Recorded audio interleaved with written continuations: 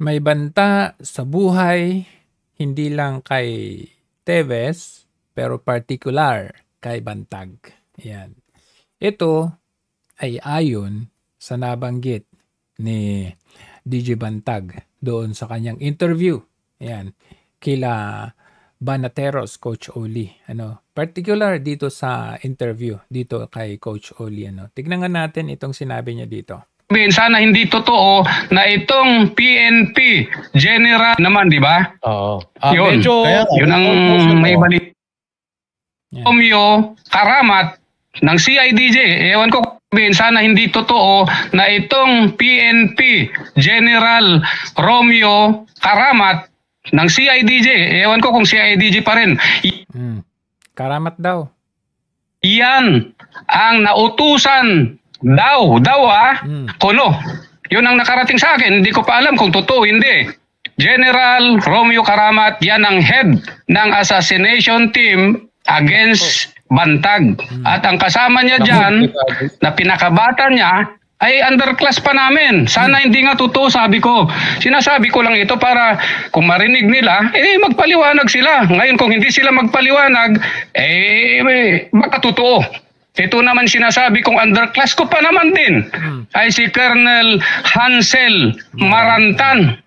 Balikan natin yung aking ikinover about kay Hansel Marantan way back noong March 16. Panoorin natin ito. Pasado alas 11 kaninang umaga nang dumating sa NAIA Terminal 3 ang 6 na tauhan ni Congressman Arnolfo Teves na inaresto sa raid sa mga bahay niya sa Dumaguete City. Agad silang dinala sa Camp Crame sa Quezon City. We will file the necessary complaints before the state prosecutor dito sa DOJ. There's too much tension in that area. Alarming na meron tayong ganitong police na meron nangang history pero bakit na ibabalik pa sa serbisyo? Sige, panoorin muna natin itong nagmamagaling na grade kuno. Nagmamagaling na gumagawa kuno ng magandang serbisyo publiko. In that area, follow up doon sa mga na-file naming kaso before, I think last week. And na-file naming kaso? We have the informant with us. Sa kung bakit wala raw akos sa pamilya Teves sa bahay na isagawa ang raid. Wala sila Sa tingin mo ba yung mga firearms na nakuha ko, hindi ko sila arestuhin pag nandun sila? So, wala sila? Nandun yung mga pamilya, bakit nyo pinaantay doon sa labas? 1 hour, may pumasok mo ng clearing team kuno. That answers the question already. Wala sila doon, kaya hindi sila nakapag-participate. Paano wala sila nandun yung kapamilya? Hansel Marantan, isang huli dapper. Teves ang nabigay ng pahayag sa GMA Integrated News. Hindi naman po kami bayonente. Okay. Etong pagmumukhang ito, makapal ang pagmumukha. Bakit? Bakit pa bumalik ito sa serbisyo? At siya pa yung chief ng CIDG ng NCR. Mga sir, yung chief PNP, bakit ninyo ito ginawang chief ng CIDG? Ito kasing story niyan Noong 2013, nasangkot ito sa multiple murder.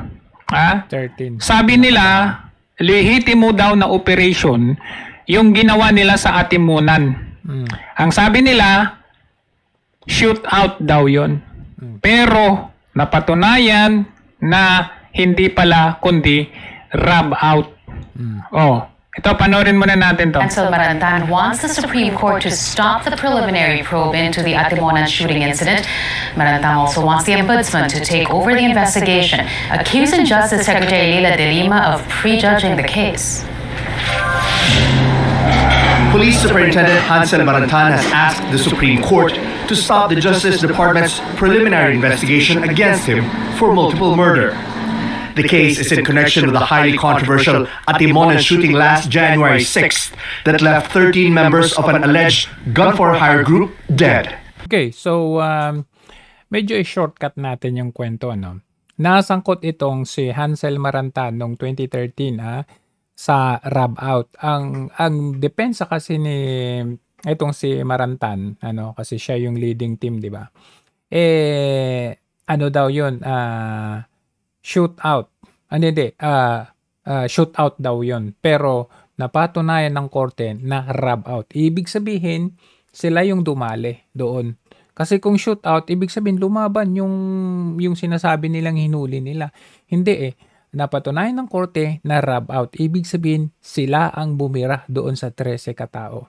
So, ang sabi ko nga, ang nakapagtataka dito, bakit pa siya nailagay sa CIDG team?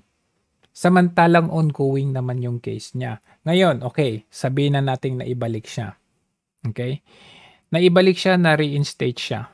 Pero, nagkaroon siya ng kaso.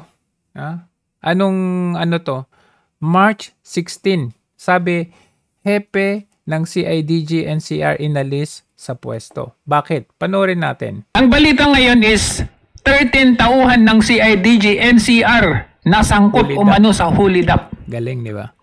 Pagkakamali ating mga pulis, administratively and criminally, they are going to be charged. That is the order of our Chief PNP.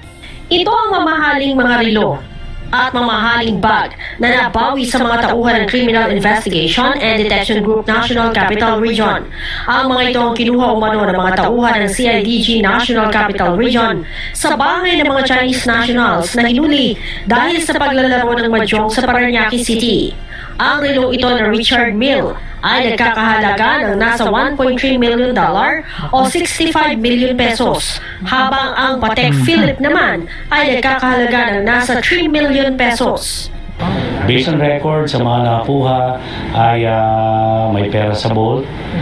Meron din na nakuha na mga relo, isang Patek Philippe at saka isang Richard Mille, kung kilala niyo yung relo na yun. Resto ay ang 3 pang opisyal, kabilang si CIDG Chief Police Colonel Hansel Marantan dahil sa command responsibility. But in fairness to Colonel Hansel Marantan, I just received anong in fairness? Resignation being the regional chief of NCR Field Unit. Yan, si Karamat, boss ni Marantan. Maybe so as not to influence also the investigation. So ano nangyari? Tignan nyo 'di ba? Inalis siya. March 16 inalis siya. Sabi, inalis sa pwesto si Hansel Marantan dahil sa command responsibility. Ito ay kinumpirma ni Rodolfo Azurin. Ginawaan niya ang ng PNP, CIDG, Director Police Brigadier Karamat, ang nasabing hakbang upang bigyang daan ang investigasyon sa kini-question raid sa Maynila kamakailan. Pero anong nangyari? Nung May 3, na-reinstate siya ng CIDG, na ibalik siya. 'Di ba? Bakit ganun? Naibalik siya, bakit daw? Bakit? Ito daw ang dahilan. Marantan has been reinstated to his previous post as NCR Regional Chief CIDG effective May 1. The medaled Marantan won praises from senators and local politicians for his effective handling of cases of violence, the latest of which was the March 4 massacre of Negros Oriental Governor Ruel Digamo and 8 other people. Ito yung pinagpaggawa nila ng pag-raid doon sa bahay ni Kong Teves, kung saan napakalata namang very illegal yung ginawa nila kasi nga 1 hour ahead of that raid ay sila yung pumasok doon, pinalabas nila yung mga tao. At kitang-kita naman doon sa CCTV, di ba? Pero bakit anong nangyari? Nung nagkaroon ng Senate hearing of that brazen killing ng Governor Ruel Digamo, siya pa yung pinuri. At dahil doon, siya pa yung binalik. Ngayon, i-fast forward natin ngayon. Okay, sabihin na natin, nasa pwesto na itong Marantan na ito. At ang kanyang head ay si Karamat. Ayon kay DJ Bantag.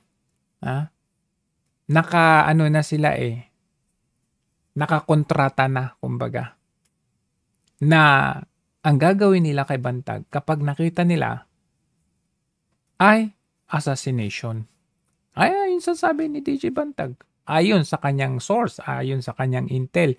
Sa totoo lang, hindi na ako magtaka. Even si Kong Teves, ganun din ang gagawin nila pag nakita nila yan. Ang difference lang kasi, si Teves nasa ibang bansa, si Bantag nasa Pilipinas.